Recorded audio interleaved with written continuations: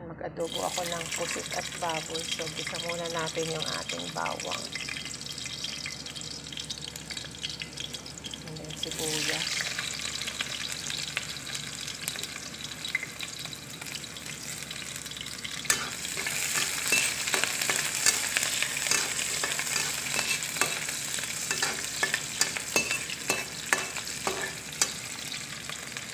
Then, unahin ko itong baboy, guys, para medyo lumambot siya. Yan po yan, guys.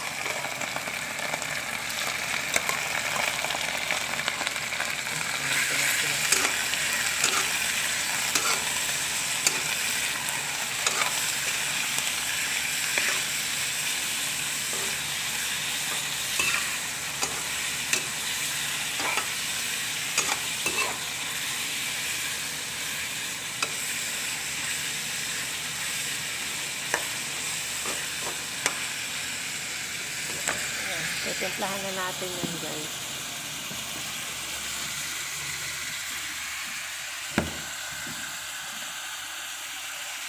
Lagyan natin konting asin. Konti lang, guys, kasi magtutolo tayo, guys.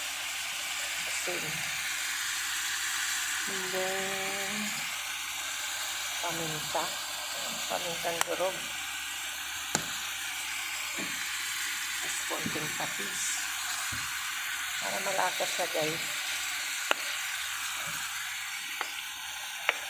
Ito yung patis.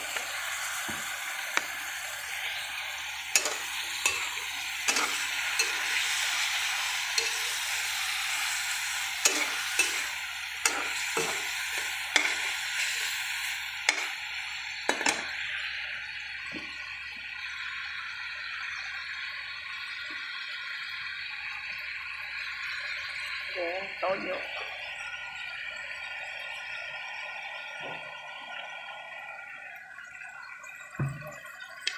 Ito konti lang, guys. Tapos, oyster sauce. Lagyan natin patito.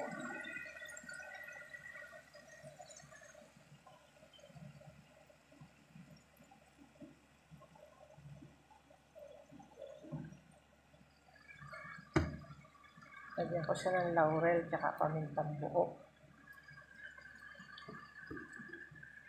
Guys, lagyan ko ng laurel tsaka pamintang buo.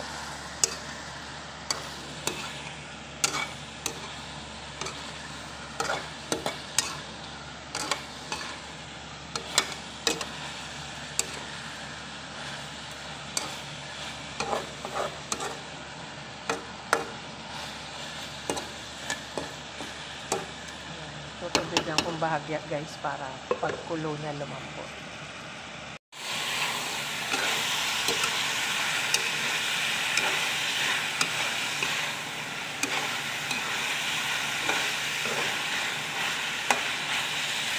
Tutubigan natin, guys, para palambot yung bahagya. Kunti lang.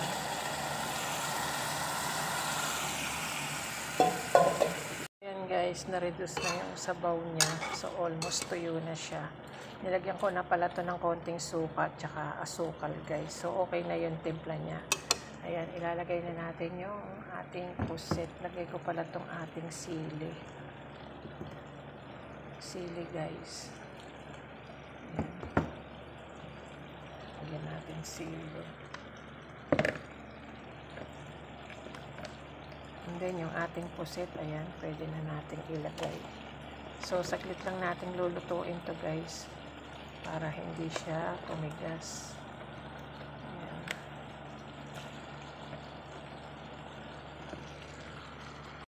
So, yan. Igisa natin. So, kasi magtutubig pa yung pusit, guys, kaya pinatuyo ko yung baboy. Yun ang technique ko. Kasi kung isasabay natin yung pusit, titigas siya. Matagal. So, ayan. Pagkulo niyan, okay na yan, guys. Magtutubig pa yan.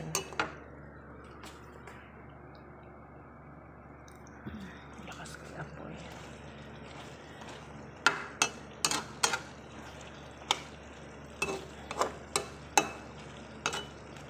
So, pa natin. Isang kulo, guys. Guys, almost done na.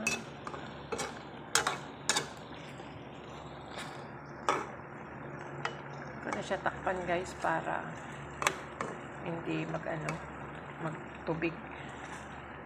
So, pag may takip yan, magtutubig.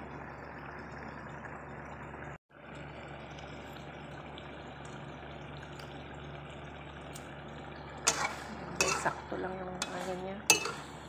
So, ayan. Kita nyo guys, hindi gaanong ayan.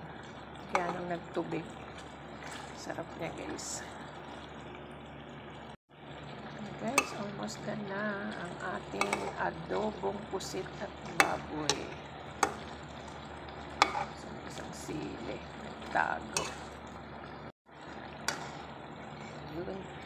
Hanap ko yung isang sili. So, yan guys. Yan ang style ko.